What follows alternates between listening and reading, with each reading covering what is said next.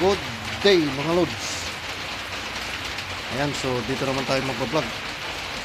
Magwi-welding naman tayo.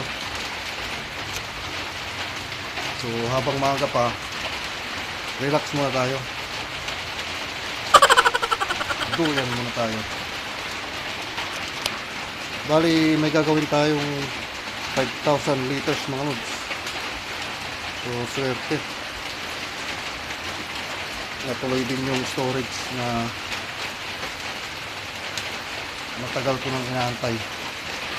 Wow! Bali yung 5,000 liters mga lods,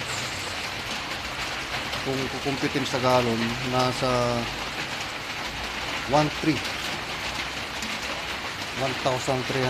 gallon. So malaki-laki din yun mga lods. So abangan nyo yun video mga lods. So short video lang muna to.